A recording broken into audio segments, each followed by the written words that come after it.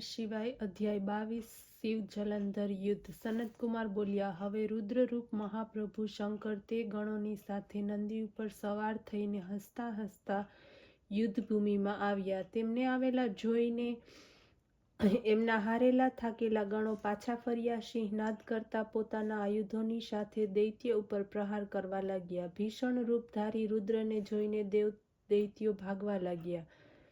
ત્યારે યુદ્ધમાં પોતાના દૈત્યોને પરામુખ થતા જોઈને જલંધર હજારો બાણોને છોડતો શિવજી તરફ દોડ્યો. એટલામાં શિવજીએ જલંધરની બાણ ઝાડને કાપી નાખી, પોતાના ગણોને નિર્ભય બનાવ્યા. પોતાના અન્ય બાણોની આંધીથી દૈત્યોને પીડિત કરી દીધા. ખડુગરોમાં નામક દૈત્યને પોતાના પરશુથી મારી નાખ્યો. બાલાહકનું પણ માથું કાપી નાખ્યું. ઘસમર પણ માર્યો ગયો. શિવગણ વિશાખા દ્વારા પ્રસંડ નામના દૈત્યનું માથું કાપી નાખવામાં આવ્યું. કોઈકને શિવજીના નંદીએ માર્યો અને બીજા કેટલાક બાણોથી ઘવાઈને મરાયા. આ જોઈને જલંધર પોતાના શુભાદિક દૈત્યોને ધિક્કારવા લાગ્યો. ભયભીતને ધૈર્ય બંધાવવા લાગ્યો. પછી કોઈ પણ રીતે એ ભયગ્રસ્ત દૈત્યો શુદ્ધ કરવાને માટે આવતા ન હતા. દૈત્ય સેના પલાયન થઈ ગઈ. ત્યારે મહાક્રોધી જલંધર શિવજીને પોતાની બાજુએથી લલકારવા લાગ્યો. સાથે જ તેણે 17 બાણો વડે શિવજીને વીંધી નાખ્યા. બીજા પણ ઘણા બાણો વરસાવ્યા. શિવજી તેના બાણોને કાપતા રહ્યા ત્યાં સુધી કે તેમણે જલંધરની ધજા, શસ્ત્ર અને ધનુષ્યને કાપી નાખ્યા. પછી 7 બાણોથી તેના શરીરને પણ તીવ્ર આઘાત પહોંચાડ્યો. ધનુષ્ય કપાતા જલંધરે ગદા ઉપાડી. શિવે પ્રચંડ બાણ મારી તેની ગદાના ભૂકા કર્યા. ત્યારે તેને થયું કે શિવજી મારા કરતાં વધુ બળવાન છે. તેથી તેણે ગંધર્વી માયા ઉત્પન્ન કરી અને ગંધર્વો તેમજ અપ્સરાઓનું ગણ પ્રગટ કર્યા. વેણુ, મુરગદ વગેરે વાજિંત્રોની સાથે નૃત્ય, ગાન વગેરે થવા લાગ્યું. એથી પોતાના ગણો સહિત રુદ્ર મોહિત થયા અને એકાગ્ર બની ગયા. તેમણે યુદ્ધ બંધ કરી દીધું. પછી તો કામમોહિત જલંધર ઘણી જ શીઘ્રતાપૂર્વક ત્રિનેત્ર શિવજીનું રૂપ ધારણ કરીને વૃષભ ઉપર બેસી પાર્વતીની પાસે આવી પહોંચ્યો. આ બાજુ જ્યારે પાર્વતીએ પોતાના પતિ શિવજીને આવતા જોયા તો સખીઓનો ત્યાગ કરીને તે આગળ આવી. તેને જોતા જ કામાતુર જલંધરને વીર્યપાત થઈ ગયો. આ પતનની તે જડ થઈ ગયો. પાર્વતીએ તેને દાનવ માન્યો. એ અંતર્ધ્યાન થઈ ઉત્તરે આવેલા માનસ સરોવર તરફ ગયો.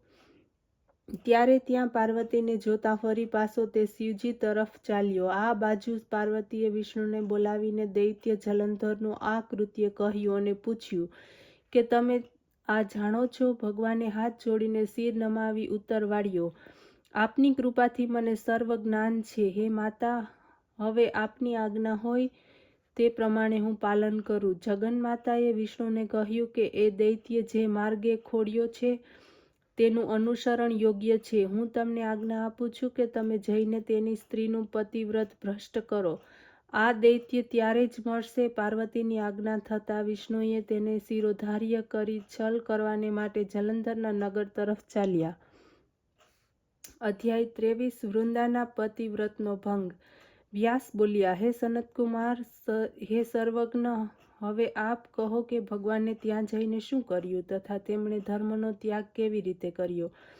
સનતકુમારે ઉત્તર વાર્તા કહ્યું, જલંધરના નગરમાં જઈને વિષ્ણુએ એની પતિવ્રતા સ્ત્રી વૃંદાના પતિવ્રતાનો ભંગ કરવાનો વિચાર કર્યો.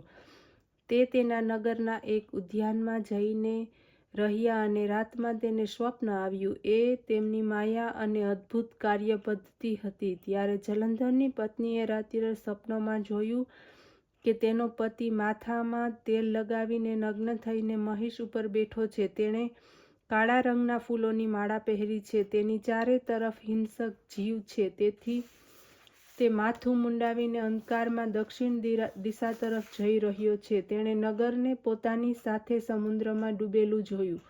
તત્કાળ તે બાળા જાગી ગઈ અને સ્વપ્નનો વિચાર કરવા લાગી. એટલામાં જ તેણે સૂર્યનો ઉદય થતો જોયો.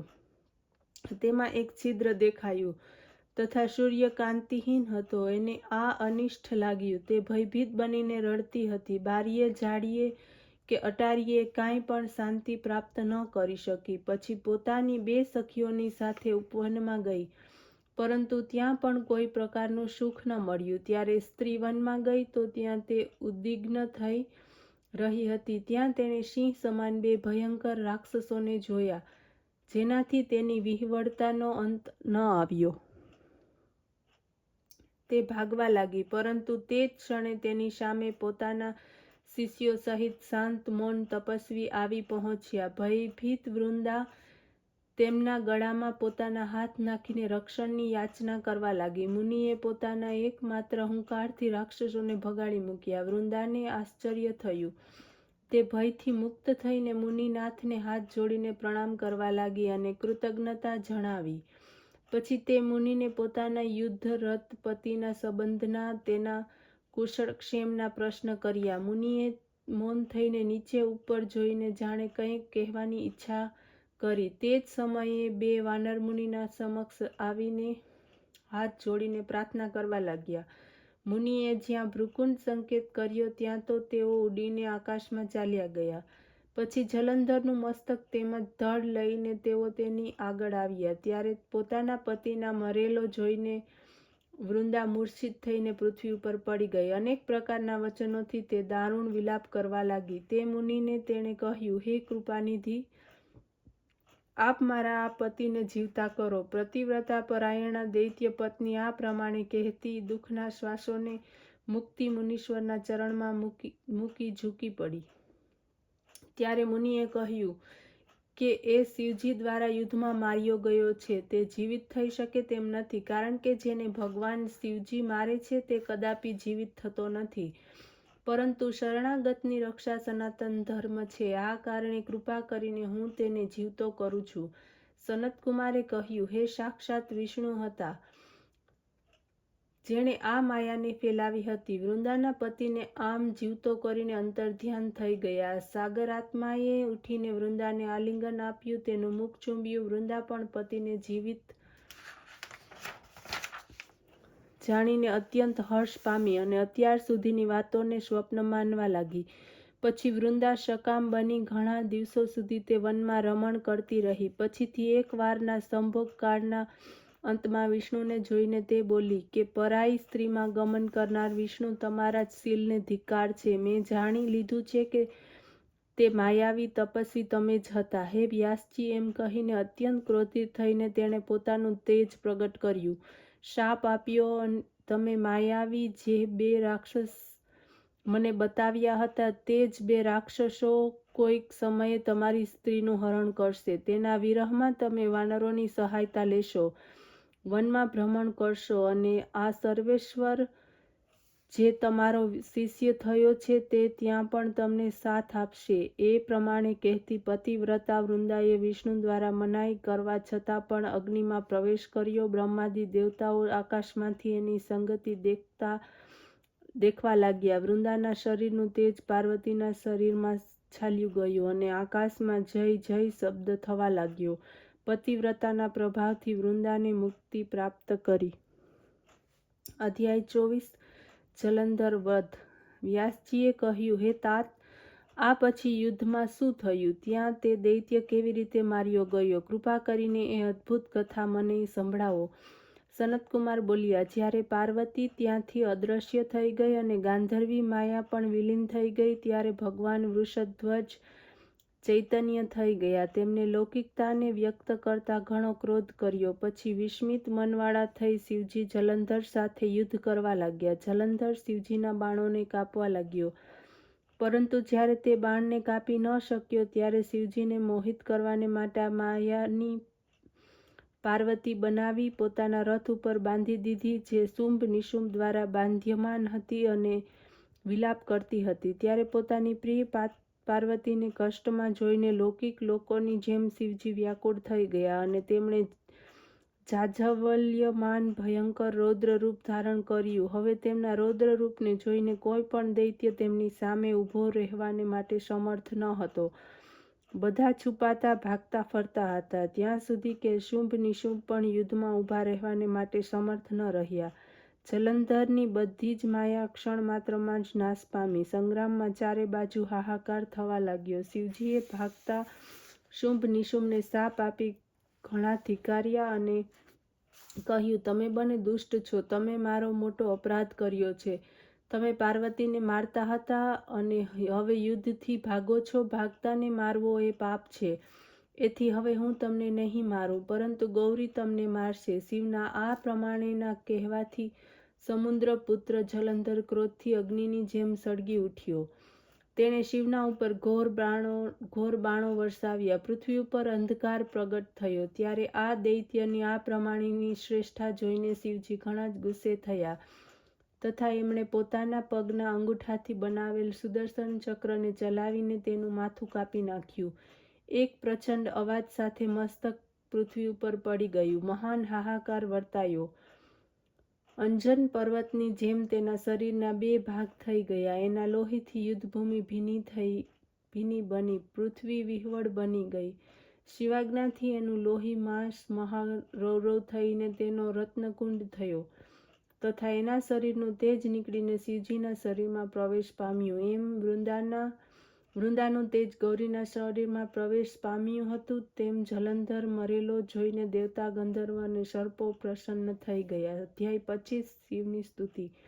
સનતકુમારે કહ્યું કે બ્રહ્માદિ દેવતાઓ નતમસ્તકે ભગવાન શિવની સ્તુતિ કરવા લાગ્યા અને કહ્યું, હે પ્રભુ, આપ પ્રકૃતિથી પર બ્રહ્મ અને પરમેશ્વર છો. આપ નિર્ગુણ નિરાકાર સર્વના ઈશ્વર હોવા છતાં પણ અનેક પ્રકારના કાર્યો કરો છો. હે શિવજી, અમે બ્રહ્મા વગેરે આપના દાસ છીએ. હે દેવેશ, હે શિવ, આપ પ્રસન્ન થાઓ, અમારું રક્ષણ કરો. હે નાથ, અમે તો તમારી જ પ્રજા છીએ, સર્વદા આપને શરણ છીએ. સનતકુમાર કહેવા લાગ્યા, જ્યારે આ રીતે બ્રહ્મા વગેરે સર્વ દેવતાઓએ અને મુનિઓએ અનેક પ્રકારે આ રીતે સ્તુતિ કરતા ચરણ કમળનું તેઓ ધ્યાન કરતા મૌન થઈ ગયા. ત્યારે એ સાંભળીને દેવતાઓને વરદાન આપીને શિવ અંતર્ધ્યાન થઈ ગયા. પશ્ચાત શિવજીના યશનું ગાન કરતા બધા દેવતાઓ પ્રસન્નતાપૂર્વક પોતાના સ્થાને ગયા. મહાદેવ સાથેનું જલંધરનું આ યુદ્ધ ચરિત્ર ઘણું જ પુણ્યપ્રદ અને સર્વ પાપો નાશ કરનાર છે. આ સર્વને સુખદાયક અને મહેશને પણ આનંદ આપનાર છે. જે આ બંને આખ્યાનોને વાંચે છે અને વંચાવે છે તે અહીં સર્વ સુખને ભોગવીને અંતમાં ગણેશ પદને પ્રાપ્ત કરશે.